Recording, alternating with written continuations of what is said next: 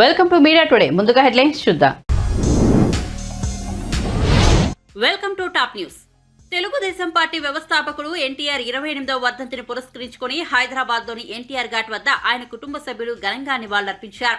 ఉదయం కుటుంబ సభ్యులతో కలిసి ఎన్టీఆర్ ఘాట్ కు చేరుకున్న నారా భువనేశ్వరి తండ్రికి నివాళులర్పించారు. అనంతరం ఆమె మాట్లాడుతూ ఎన్టీఆర్ యుగ పురుషుడని కీర్తించారు. ఆంధ్రప్రదేశ్ అభివృద్ధికి ఎన్టీఆర్ ఎంతగానో కృషి చేసినట్టు చెప్పారు. సినిమా రాజకీయాల్లో తనదైన ముద్ర వేశారని కొనియాడారు. తెలుగుదేశం పార్టీ జాతీయ ప్రధాన కార్యదర్శి నారా లోకేష్ ఎన్టీఆర్ భవన్లో ఎన్టీఆర్ విగ్రహానికి పూలమాలలు వేసి నివాళులర్పించారు. పలువురు నేతలు, కార్యకర్తలు విగ్రహంపై పూలు చల్లి నివాళులర్పించారు. ఆయన ఎప్పుడు నందమూరి తారక రామారావు గారు అంటే మనకి గుర్తుకొచ్చేది క్రమశిక్షణ, ప్రజల మనిషి అని. ఆయన ఎప్పుడు సమాజమే దేవాలయం, ప్రజలే దేవుళ్ళు అనే నమ్మిన వ్యక్తి. అట్లానే ఈ ఎన్టీఆర్ ట్రస్ట్ ఆయన సిద్ధాంతాలు మేము పాటిస్తున్నాం. ప్రతి సంవత్సరం జనవరి 18న మేము blood donation drive, legendary blood donation drive నిర్మిస్తున్నాము. ఒకటి ఆంధ్రప్రదేశ్ కాదు, 2 తెలుగు రాష్ట్రాల్లోనూ భారీ ఎత్తుగా మేము నిర్మిస్తున్నాం. ట్రస్ట్ మీరందరూ ముందుకొచ్చి బ్లడ్ డొనేట్ చేయాలని నేను కోరుతున్నాను. మీ అందరికీ తెలుసు, రక్తదానం మహాదానం. మీరు దానం చేసే ప్రతి రక్తపు బిందు లక్షలాది మందిలో జీవితాల్లో వెలుగు, సంతోషం ఇస్తుంది. మేము ట్రస్ట్ ఒకటి బ్లడే కాదు, మేము ఎడ్యుకేషన్, హెల్త్ క్యాంప్స్, థాలసీమియా పిల్లలు కూడా మేము ఉచితంగా we give free health what do you say that transfusion, blood transfusion we give for the thalassemia children. So itla ఈ ట్రస్ట్ కి దాతలకు కూడా అందరికీ నా హృదయపూర్వక నమస్కారాలు, ధన్యవాదాలు. థ్యాంక్ యూ అండి. AP Congress chief YS Sharmila Janasena party అధినేత పవన్ కళ్యాణ్ కలిశారు. హైదరాబాద్ లో పవన్ కళ్యాణ్ నివాసానికి వెళ్లిన షర్మిల తన కుమారుడు పెళ్లి కార్డు అందించారు. షర్మిల కుమారుడు రాజారెడ్డి అట్లూరి ప్రియను పెళ్లాడనున్న సంగతి తెలిసిందే. వీరి నిశ్చితార్థం జనవరి 18న జరగనుండగా ఫిబ్రవరి 15న పెళ్లి జరగనుంది. ఈ నేపథ్యంలో షర్మిల ప్రముఖులను కలుస్తూ కుమారుడి శుభలేఖ అందించి నిశ్చితార్థంతో పాటు పెళ్లికి కూడా రావాలని ఆహ్వానిస్తున్నారు.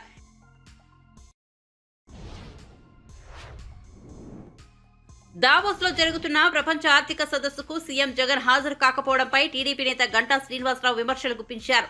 4 రోజుల క్రితమే తెలంగాణ ముఖ్యమంత్రిగా బాధ్యతలు చేపట్టిన రేవంత్ రెడ్డి పారిశ్రామిక పెట్టుబడులే లక్ష్యంగా దావోస్ ప్రపంచ ఆర్థిక సదస్సులో బిజీగా అయ్యారని ప్రశంసించారు. మన ముఖ్యమంత్రి మాత్రం పరిశ్రమలు వస్తే ఏంటి, రాకపోతే ఏంటి, మళ్లీ అధికారంలోకి వచ్చేస్తే చాలు, రాష్ట్రం ఏమైనా పర్వాలేదు అంటూ ఏపీ శాసనసభ, లోక్సభ ఎన్నికలే లక్ష్యంగా తమ ఎమ్మెల్యేలు, నియోజకవర్గ ఇన్ఛార్జీలను మార్చుకుంటూ బిజీ అయ్యారని ఎద్దేవా చేశారు. ఈ 5 ఏళ్లలో 4 సార్లు సమావేశాలు జరిగితే 2022లో మాత్రం ప్రపంచ ఆర్థిక సదస్సు వంకతో ప్రత్యేక విమానంలో వయా లండన్ మీదుగా వెళ్లి తమ పిల్లలను కలిసిన తర్వాత దావోస్ సదస్సులో తూతూ మంత్రంగా ముగించేశారని గంటా విమర్శించారు. ప్రస్తుతం మన రాష్ట్ర ఆర్థిక పరిస్థితిని చాలా దయనీయంగా ఉందని, పరిశ్రమలు లేక యువత హైదరాబాద్, బెంగళూరు, చెన్నైలకు వలసలు పోతున్నప్పటికీ జగన్మోహన్ రెడ్డిలో కొంచెమైనా చలనం లేకపోవడం సిగ్గుచేటన్నారు. ఇప్పుడు కూడా స్పెషల్ అట్రాక్షన్ చంద్రబాబు నాయుడు గారు అయ్యేవాళ్ళు. ఎందుకంటే ఒక పొలిటీషియన్గా కాకుండా ఒక చీఫ్ మినిస్టర్ అనే అతను ఒక సీఈఓగా ఒక ల్యాప్టాప్లో ఆయన స్టేటు ఎలా ప్రోగ్రెస్ అవుతుంది, ఆయన విజన్ ఏంటి, ఇండస్ట్రీస్కి ఈజ్ ఆఫ్ డూయింగ్ బిజినెస్లో ఎలా స్టేట్ ఫస్ట్ ఉంటుంది, ఇవన్నీ కూడా ఆయన ఇచ్చే పవర్ పాయింట్ ప్రజెంటేషన్కి అందరూ కూడా స్పెల్ బౌండ్ అయ్యేవాళ్ళు. అటువంటి బ్యాక్గ్రౌండ్ మన రాష్ట్రానికి ఎప్పుడు కూడా చంద్రబాబు గారు ముఖ్యమంత్రిగా ఉండింది. మరి అటువంటి దీంట్లో నుంచి 2019 ఎన్నికల్లో ఒక్క ఛాన్స్ అని చెప్పని జగన్మోహన్ రెడ్డి గారు ముఖ్యమంత్రి అయిన తర్వాత ఒకే ఒక్క ఎకనామిక్ ఫోరం దీనికి మీటింగ్ అటెండ్ అయ్యారు. ఆ తర్వాత మళ్ళీ ఇప్పటికి 4 మీటింగ్లు అయితే 4 మీటింగ్లకి ఒక్క మీటింగ్ కూడా ఆయన హాజరు కాల. కనీసం ఒక ఇండస్ట్రీస్ మినిస్టర్ని కానీ లేకపోతే ఇండస్ట్రీస్ సెక్రటరీస్ కానీ వీళ్ళన్నా వెళ్ళి అసలు ప్రపంచంలో ఏమి పరిణామాలు జరుగుతూ ఉన్నాయి, ఏ విధంగా వాటిని మనం అనుకూలంగా మార్చుకోవాలి అని ఆలోచించడానికి కూడా ముఖ్యమంత్రి గారికి సమయం లేదో, లేకపోతే ఆయనకు అసలు ఐడియా రావట్లేదు, అర్థం కావట్లా. నిన్న కాక మొన్న తెలంగాణ ఎలక్షన్స్ 1 మంత్ అయింది హార్డ్లీ. మొన్న 7వ తారీఖు ఆయన ప్రమాణ స్వీకారం చేశారు రేవంత్ రెడ్డి గారు. మరి ఆ రేవంత్ రెడ్డి గారు ఇంకా కాపురం కుదురుపడకుండా 1 month ముఖ్యమంత్రి అయ్యి కూడా దావోస్ ఆపర్చునిటీ వస్తే వెంటనే ఆ మీటింగ్కి వెళ్ళి వాళ్ళ ఇండస్ట్రీస్ మినిస్టర్ని తీసుకొని ఈరోజు అక్కడ అనేక మంది ఇండస్ట్రియలిస్ట్తో మాట్లాడుకొని ఎంఓఏలు చేసుకుంటా ఉంటే మన రాష్ట్రంలో ముఖ్యమంత్రి ఇక్కడ ఆర్టిఫిషియల్ సెట్లు వేసుకొని పండగ సంబరాలని చెప్పని మళ్ళీ అందులో పేదవాడికి కూడా ప్రవేశం లేకుండా ఆయన ప్రభుత్వాన్ని వృధా చేస్తూ ఆయన సమయం గడుపుతూ ఉన్నాడు. మరి అందుకే మనం చెప్తా ఉన్నాం వై ఏపీ హేట్స్ జగన్ అనే దానికి ఇది ఒక చిన్న ఉదాహరణ. మరి ఈరోజు యువత ఆంధ్రప్రదేశ్ రాష్ట్రంలో అత్యధిక స్థాయిలో చదువుకొని నిరుద్యోగులుగా ఉన్నారు. ప్రతి సంవత్సరం కూడా జాబ్ క్యాలెండర్ అని చెప్పి ఆ జాబ్ క్యాలెండర్ లేక ఎంతో ఆశగా వాళ్ళు ఎదురు చూస్తూ ఉన్నారు. డిఎస్సి చెప్పారు, మెగా డిఎస్సీలు అన్నారు, ఇప్పటికి 10 సార్లు వాయిదాలు వేశారు. ఇవన్నీ కూడా చూస్తున్న నేపథ్యంలో ఒక పరిశ్రమ వస్తే దాంట్లో ఉపాధి లభిస్తుందనే కనీసం మినిమం కామన్ సెన్స్ కూడా లేకుండా వాటికి దూరంగా గడుపుతున్న విషయం మనం చూస్తూ ఉన్నాం. మరి ఒక పక్క పరిశ్రమలు రావకపోగా మన దగ్గర ఉన్న పరిశ్రమలు కూడా ఏదైతే అమర్రాజా బ్యాటరీస్ కావచ్చు, లేకపోతే వైజాగ్లో వచ్చిన లులు కావచ్చు, ఇటువంటివన్నీ కూడా ముఖ్యమంత్రి గారి యొక్క వైఖరి పట్ల ఈ ప్రభుత్వం యొక్క పారిశ్రామిక పాలసీస్తో విసిగిపోయి వాళ్ళు పక్క రాష్ట్రాలకు వెళ్తున్న విషయం కూడా చూస్తూ ఉన్నాం. నాకు బాగా గుర్తు, చంద్రబాబు నాయుడు గారు ముఖ్యమంత్రిగా ఉండగా ఒక మైక్రోసాఫ్ట్ ఆయన బిల్ గేట్స్ గారు ఇండియాకు వస్తే ఆయన్ని ఖచ్చితంగా ఢిల్లీ తర్వాత హైదరాబాద్ కూడా తీసుకొచ్చి హైదరాబాద్లో ఉన్న ఇంపార్టెన్స్ ఏంటి, గవర్నమెంట్ ఎలా ప్రోగా ఉంది, గవర్నమెంట్ ఎలా ప్రోయాక్టివ్గా ఉంది, ఇవన్నీ కూడా చెప్పి ఆయన్ని కన్విన్స్ చేసి సియాటిల్ తర్వాత నెక్స్ట్ వాళ్ళ మెయిన్ సెంటర్ని ఇండియాలో అది దట్టు హైదరాబాద్లో స్టార్ట్ చేస్తే ఈరోజు హైదరాబాద్ గేమ్ చేంజర్ అయింది. మొత్తం హైటెక్ సిటీ మొత్తం కట్టిన తర్వాత ఈరోజు బెంగళూరు లేకపోతే చెన్నై ఇట్లన్నింటి కూడా తలదన్ని హైదరాబాదు ఐటీకి హబ్ అయింది. మరి అటువంటి విజనరీ చంద్రబాబు నాయుడు గారు, ఇటువంటి ప్రెషనరీ లీడరు జగన్మోహన్ రెడ్డి గారు ఈ తేడా గమనించాలని చెప్పి కూడా కోరుకుంటూ మరి ఎన్నికలనేవి త్వరలోనే రాబోతా ఉన్నాయి. ఈ ఎన్నికల్లో ప్రజలు ఎప్పుడెప్పుడు ఎన్నికలైతే జగన్మోహన్ రెడ్డి గారికి గుణపాఠం చెప్పడం కోసం సిద్ధంగా ఉన్నారు. ఆయన చెప్పిన హామీలన్నీ కూడా నేతి బెరకాయలో నెయ్యిలాగా ఉన్నాయి తప్ప ఏ ఒక్క హామీ కూడా అమలు చేయలేదు. మనం చూస్తూ ఉన్నాం. మద్యపానం కావచ్చు, లేకపోతే మిగతా హామీలు కావచ్చు, ఇవన్నీ కూడా 98.5% ఆయన హామీల్లో విఫలం చెందారు. ప్రత్యేక హోదా లేదు, పోలవరం పూర్తికాల, అమరావతి రాజధాని 80% కంప్లీట్ అయిన రాజధానిని ఒక శ్మశానంలాగా చేశారు. కర్నూలు న్యాయ రాజధాని అంటే కనీసం సీజేఐకి ఒక అప్లికేషన్ లెటర్ కూడా పెట్టాల, కొలోజియంకి ఒక రిక్వెస్ట్ పెట్టాల. అలాగే ముఖ్యంగా మన ప్రత్యేక హోదా కావచ్చు, ఉత్తరాంధ్ర సులుశ్రాంతి కావచ్చు, లేకపోతే మన రైల్వే జోన్ కావచ్చు, మెట్రో కావచ్చు, భోగాపురం ఎయిర్పోర్ట్ 2500 ఎకరాలు మనం అక్వైర్ చేసి ఆ రోజు దాన్ని శంకుస్థాపన చేస్తే ఇంతవరకు ఎక్కడేసి మంగళ అక్కడే ఉంది. ఇలా చెప్పుకుంటా పోతే ప్రతి రంగంలో కూడా విఫలం చెందిన ఈ ప్రభుత్వానికి బై చెప్పాల్సిన అవసరం ఉంది. రేపు జరిగే ఎన్నికల్లో Telugu Desam Janasena combination super fit కాబోతా ఉంది. గతంలో ఎప్పుడూ చరిత్రలో లేని విధంగా హైయెస్ట్ సీట్లు, హైయెస్ట్ ఆకలితో అలమటిస్తున్న ఎందరో పేదలను రూపాయికి కిలో బియ్యంతో ఆదుకున్న గొప్ప వ్యక్తి ఎన్టీఆర్ అని ఏపీ బీజేపీ అధ్యక్షురాలు పురంధేశ్వరి కొనియాడారు. ఎన్టీఆర్ వర్ధంతి సందర్భంగా విజయవాడ పట్టమట సర్కిల్లో ఉన్న ఎన్టీఆర్ విగ్రహానికి ఆమె పూలమాలలు వేసి నివాళులర్పించారు. ఈ సందర్భంగా ఆమె మాట్లాడుతూ తెలుగువారు ఆత్మగౌరవంతో తలెత్తుకోవడానికి కారకులైన వారిలో ఎన్టీఆర్ ఒకరని చెప్పారు. ఆంధ్రప్రదేశ్ రాష్ట్ర అభివృద్ధి కోసం ఎన్టీఆర్ ఎన్నో పథకాలను అమలు చేశారని పురంధేశ్వరి అన్నారు. సంక్షేమం అనే పదానికి ఆయన మారుపేరని చెప్పారు. అందుకే ప్రజలు ఆయనను గుండెల్లో పెట్టుకున్నారని అన్నారు. ఆయన ఒక వ్యక్తి కాదని, ఒక ప్రభంజనమని చెప్పారు. ఇక ఈ నెల 22న అయోధ్యలో ఒక అద్భుతమైన ఘట్టం ఆవిష్కృతం కాబోతోందని పురంధేశ్వరి తెలిపారు. అయోధ్య రామమందిరం భారతీయుల దశాబ్ద కళ అని తెలిపారు. ఈ నెల 22న రామమందిర విగ్రహ ప్రతిష్ఠ కార్యక్రమం జరగబోతోందని తెలిపారు.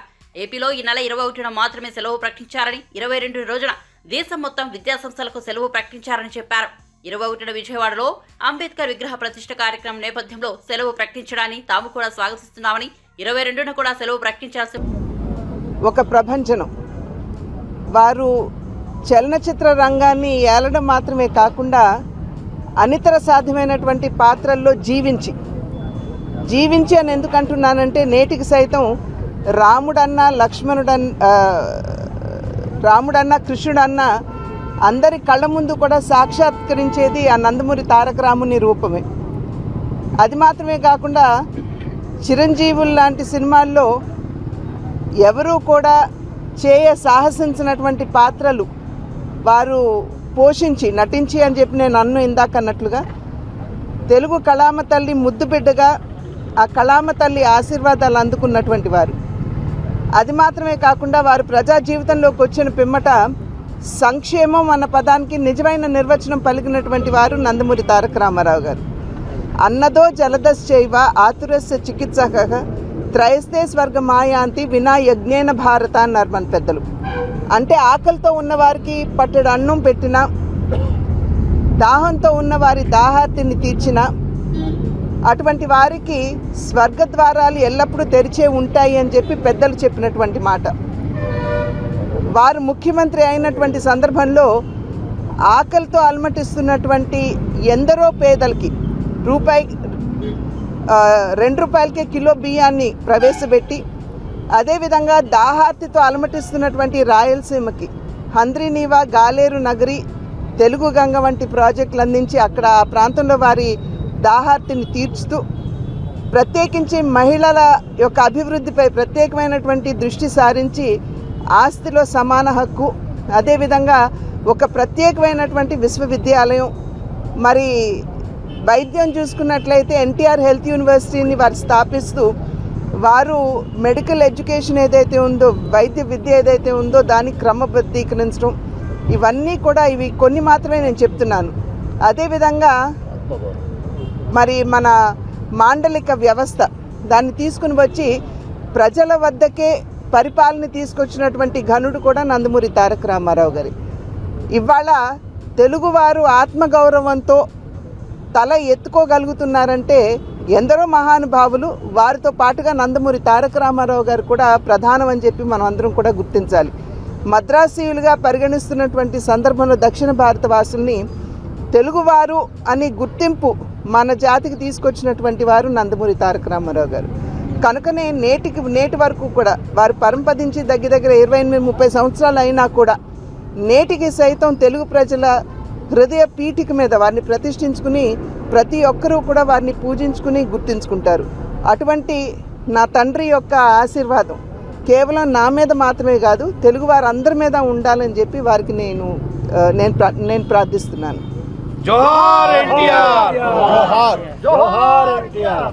ఇవి రాజకీయాలు నేను ఇక్కడ మాట్లాడకూడదమ్మా. నేను ఇక్కడ గత బీఆర్ఎస్ పాలనకు ప్రస్తుత కాంగ్రెస్ ప్రభుత్వానికి స్పష్టమైన వ్యత్యాసం కనిపించేలా, ప్రజలు మెచ్చుకునేలా ప్రభుత్వ ఉద్యోగులు పనిచేయాలని మంత్రి జూపల్లి కృష్ణారావు అన్నారు. బుధవారం ఆయన వనపర్తి జిల్లా కేంద్రంలో ఐడీఓసీ కార్యాలయంలో మీడియా సమావేశం నిర్వహించారు. ఈ సందర్భంగా మాట్లాడుతూ ప్రజలు మెచ్చేలా ప్రభుత్వ ఉద్యోగులు పనిచేయాలని సూచించారు. గత బీఆర్ఎస్ పాలనకు మన ప్రభుత్వ పాలనకు వ్యత్యాసం కనిపించాలన్నారు. ప్రభుత్వ ఆదాయానికి గండిపడకుండా, ప్రభుత్వ భూములు కబ్జా కాకుండా అధికారులు బాధ్యత వహించాలని సూచించారు. గతంలో కనుక అలాంటివి జరిగి ఉంటే వాటిని రికవరీ చేస్తామన్నారు. అభివృద్ధిపై జరిగే సమావేశాల్లో ఇచ్చే నివేదికలకు వాస్తవాలకు చాలా తేడా కనిపిస్తోందన్నారు. ఎవరైనా అధికారులు తప్పుడు నివేదికలు ఇస్తే చర్యలు తప్పవని మంత్రి హెచ్చరించారు. రాబోయేటువంటి ఎండాకాలానికి మంచి పైన ప్రధానంగా చర్చ జరిగింది. అలాగే రెవెన్యూ తీసుకోవడం జరిగింది. ఇందులో ప్రధానంగా విషయించింది అందుగా చెప్పింది, తెలంగాణ రాష్ట్రం ఏ లక్ష్యం కోసం సాధించున్నామో అమరవీరుల ఆశయం సాధించున్నాము. ఆ ఆశయం అందరూ ఆశయం లక్ష్యం నెరవేరేది చాలా విషయాలు జిల్లా అధికారులకి స్పష్టమైనటువంటి ఆదేశం ఏంటి? ప్రధానంగా ప్రజాస్వామ్యం పద్ధతిలో ప్రతి పౌరుడిని ఏ ఆలోచన గౌరవించాలి, కూర్చోబెట్టాలి, మాట్లాడాలి, వాళ్ళు సంతృప్తి చెందే విధంగా వాళ్ళ సమస్యను పరిష్కారం చేయాలి. పరిపాలన పూర్తి పారదర్శకత ఉండాలి. గతంలో మరి కాకుండా ఇష్టారాజ్యంగా దోపిడీలు, ఇష్టారాజ్యంగా కబ్జాలు, ఇష్టారాజ్యంగా కాకుండా స్పష్టంగా మాట్లాడాలి. అలాగే ఏ డిపార్ట్మెంట్ అయినా ప్రజలకు మనం జవాబుదారు. ఉదాహరణకు ఈరోజు సంఖ్యలోనే మిషన్ పరిధిలో సమీక్ష, మిషన్ పరిధి సమీక్షలో రిపోర్ట్ ప్రకారం ఆల్మోస్ట్ 90% గ్రామాలకు తాగునీరు ప్రతి మనిషికి 100 లీటర్లు రాశారు. కానీ వాస్తవం కాలం భిన్నంగా ఉంది. అందుకని ఏ రిపోర్ట్ అయినా ఏదైనా గ్రౌండ్ రియాలిటీకి మ్యాచ్ కావాలి. అంటే గ్రౌండ్ లో గ్రామాల్లో వాస్తవ పద్ధతిలో రిపోర్టులు కూడా అదే ప్రతిబింబించాలి. గ్రామాల్లో సుందరంగా ఉంటే, పేపర్ల ప్రభుత్వం ఉంటే, ఎక్కువగా ఉంటే అది సహించడం కాదు. రెండవది, ఈ మంచినీటికి సంబంధించి గ్రామాలలో సర్పంచులు పంచాయతీలు అవసరమైతే ఎక్కడికైతే గ్రౌండ్ రియాలిటీ అంటే గ్రామంలో ఏదైతే వాస్తవ దానికి భిన్నంగా రిపోర్ట్ ఉంటే అవసరమైతే పక్షాలు తీసుకొని ప్రజలకు ప్రజాప్రతినిధులకు వచ్చి ప్రజాప్రతినిధుల సమక్షంలో సమీక్ష చేయడం చెప్పడం జరిగింది. సో వ్యత్యాసం అనేది ఉంటుంది. రెండవది, ప్రభుత్వం భూములు ఉంటాయి, రకరకాల ప్రభుత్వ ఆస్తులు ఉంటాయి, అది వివిధ రూపాయలు ఉంటాయి. ఎక్కడ కూడా ప్రభుత్వ ఆదాయాన్ని గంటపడకుండా ప్రభుత్వ జమేలేక ఎక్కడ కూడా ప్రభుత్వ కబ్జాలు కాకుండా కబ్జాలు అయినటువంటి వారిని విలువైనటువంటి వారిని ప్రభుత్వ కళాలు కళ్ళమైనటువంటి జరిగినాయో వాటన్నింటినీ కూడా తిరిగి వసూలు చేసి ప్రభుత్వ కళాలను జమ చేయాల్సిన అవసరం ఉంది. కబ్జాలను విడిపించాల్సిన అవసరం ఉంది. అలాగే ఏదైతే ప్రభుత్వం ఎన్నికల సందర్భంలో ఏదైతే హామీలు ఇవ్వడం జరిగిందో ఈ ప్రభుత్వం ముఖ్యమంత్రి నారా లోకేష్ కోసం జూనియర్ ఎన్టీఆర్ ను సర్వనాశనం చేసే ప్రయత్నం చేస్తున్నారంటూ వైసీపీ ఎమ్మెల్యే మాజీ మంత్రి కొడాలి నాని మండిపడ్డారు. ఎన్టీఆర్ ఘాట్ వద్ద ఏర్పాటు చేసిన జూనియర్ ఎన్టీఆర్ ఫ్లెక్సీలను తొలగించినట్టుగా కొన్ని మీడియా ఛానళ్లలో వార్తలు వచ్చాయి. ఈ నేపథ్యంలో కొడాలి నాని గుడివాడలో మీడియాతో మాట్లాడుతూ వాళ్ళది నీచాతి నీచమైన బుద్ధి అని తీవ్ర వ్యాఖ్యలు చేశారు. 1000 మంది చంద్రబాబులు బాలకృష్ణులు వచ్చినా జూనియర్ ఎన్టీఆర్ ను ఏమీ చేయలేరని అన్నారు. ఎన్టీఆర్ కు వెన్నుపోటు పొడిచిన వారు ఆయన వర్ధంతిని చేయడం ఏమిటని కొడాలి నాని ఎద్దేవా చేశారు. ఓట్ల కోసం ఎన్టీఆర్ వర్ధంతిని చేస్తున్నారని విమర్శించారు. గతంలో ఎన్టీఆర్ ను గద్దె దింపిన బాలకృష్ణ ఇప్పుడు జూనియర్ ఎన్టీఆర్ ఫ్లెక్సీల మీద పడ్డారని మండిపడ్డారు. రాజమండ్రి సెంట్రల్ జైలు చంద్రబాబును రారమ్మారని పిలుస్తోందని తెలిపారు. తన కొడుకు సీఎం చేయాలన్నదే చంద్రబాబు ఆలోచనని చెప్పారు. గుడివాడలోని ఎన్టీఆర్ స్టేడియంలో ఎన్టీఆర్ విగ్రహానికి కొడాలి నాని నివాళులర్పించారు. అనంతరం మీడియాతో మాట్లాడుతూ ఈ వ్యాఖ్యలు చేశారు. జగన్ పక్కన పెట్టేసిన నేతలే చంద్రబాబును కలుస్తున్నారని అన్నారు.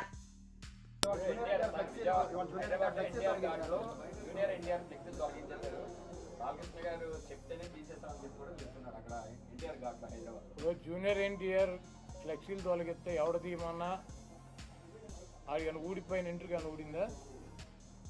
వాళ్ళ నీచమైన బుద్ధి. ఎన్టీ రామారావు పేరు చెప్పి భజన చేసుకునేటువంటి కుటుంబ సభ్యులు ఎన్టీ రామారావుని పెద్ద ఎన్టీఆర్నేమో చంద్రబాబు కోసం దించారు. జూనియర్ ఎన్టీఆర్నేమో సిగ్గు లేకుండా బాలకృష్ణ మళ్ళీ అల్లుడి కోసం ఈ లోకేష్ పప్పుగడి కోసం సర్వనాశనం చేసేటువంటి కార్యక్రమం పెట్టుకున్నారు. ఇటువంటి బాలకృష్ణలో ఇటువంటి చంద్రబాబు నాయుడు 1000 మంది వచ్చినా కూడా జూనియర్ ఎన్టీఆర్ ఊడిపోయినటువంటి ఇంటర్ కూడా పేర్లేదు. ఎన్టీఆర్ అంటే నవరసాలకు అలంకారం, నవయువతకు మార్గదర్శకమని ప్రముఖ సినీ నటుడు ఎమ్మెల్యే నందమూరి బాలకృష్ణ అన్నారు. పేదల ఆకలి తీర్చిన నాయకుడిని తెలిపారు.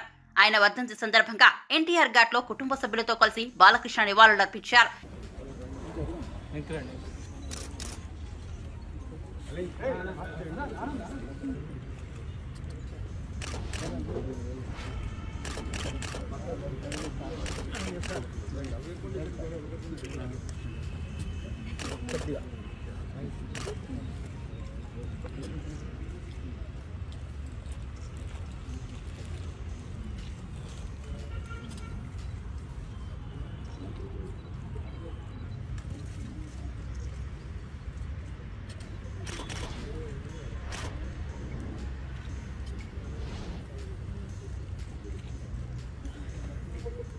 నటరత్న డాక్టర్ నందమూరి తారక రామారావు అలాగే పార్టీ వ్యవస్థాపకుడు ఆయన ఈ 28వ వర్ధంతి సందర్భంగా అందరు ఇక్కడికి ఆయన ఘాట్కి నివాళులు అర్పించడానికి ఇక్కడికి రావడం జరిగింది. ఈ భూమి మీద అందరూ పుడతారు గెడతారు కానీ అందరూ మహానుభావులు కాలేరు. ఒక మనిషి మహోన్నత విద్యాపథంలోకి నడవాలంటే, అత్యున్నత శిఖరాలకు నడవాలంటే సత్సంకల్పం కావాలి, అప్పుడు దీక్ష పొనాలి, నీ దారిలో నువ్వు నడవాలి. నేహావిఘ్న చోక్తి ప్రత్యభాయత విద్యతే స్వల్పమపస్య ధర్మస్య త్రాయతే మనతో భయాత్ అంటాం. కొందరు పుడతారు, ఒక పరమార్థం కోసం, ఏదో సమాజాన్ని ఉద్ధరించడం కోసం. అంటే వాళ్ళకి చావు పుట్టుకలతో సంబంధం ఉండదు. సో ఎన్టీఆర్ అంటే ఒక నటుడికి నిర్వచనం. ఎన్టీఆర్ అంటే నవరసాలకు ఒక అలంకారం. ఎన్టీఆర్ అంటే ఆయన నటన ఒక విశ్వవిద్యాలయం. ఎన్టీఆర్ అంటే ఒక నాన్న ఆయనే. అలాగే జనం యొక్క భవిష్యత్తు చూపించిన నాన్న. టీడీపీ గనుక చేరికల గేట్లు తెరిస్తే వైసీపీ ఖాళీ అవుతుందని అన్నారు. ఎవరో ఒకరిద్దరు తప్పితే దాదాపు 80% మంది వైసీపీ నేతలు టీడీపీలోకి వచ్చేందుకు సిద్ధంగా ఉన్నారని తెలిపారు. విజయవాడ పార్లమెంట్ నియోజకవర్గ పరిధిలో వైసీపీ తుడిచిపెట్టుకుపోవడం ఖాయమని పేర్కొన్నారు. ఎన్టీఆర్ జిల్లాలో 60% టీడీపీ ఖాళీ అవుతుందని ఓ నేత అంటున్నారని, ఏ పార్టీ ఖాళీ అవుతుందో అటువంటి నాయకులకు త్వరలోనే చూపిస్తామని కేసినేని చిన్ని వ్యాఖ్యానించారు. వైసీపీకి చెందిన ఎమ్మెల్యేలు, ఎంపీలు, ఎమ్మెల్సీలు, చిన్నా చితక నేతలు అందరూ టీడీపీ వైపు చూస్తున్నారని వెల్లడించారు. ఈసారి ఎన్నికల్లో టీడీపీదే విజయమని స్పష్టం చేశారు. ఏపీ కాంగ్రెస్ అధ్యక్షురాలుగా షర్మిల బాధ్యతలు అందుకోబోతున్నారని, దాంతో వైసీపీ 3వ స్థానానికి వెళ్లినా ఆశ్చర్యపోనక్కర్లేదని వ్యాఖ్యానించారు. ఇవాళ మేమందరం ఆయన కుటుంబ సభ్యులు, అంటే తెలుగుదేశం కుటుంబ సభ్యులమైనందుకు మేమందరం గర్వకారణంగా ఫీల్ అవుతున్నాం. ఎందుకంటే రామారావు గారి గురించి చెప్పుకుంటే ఎంత చెప్పుకున్నా తరగని చరిత్ర. వారు స్థాపించిన ఈ తెలుగుదేశం పార్టీ కూడు గుడ్డ నీడ నిదానంతో స్టార్ట్ అయిన ఈ తెలుగుదేశం పార్టీలో ఎంతోమంది పేదలకు ఎన్నో సంక్షేమ కార్యక్రమాలు వారి ద్వారా అమలవటం జరిగింది. ఇవాళ పెన్షన్ విధానం పుట్టిందే వారి మదిలో నుంచి.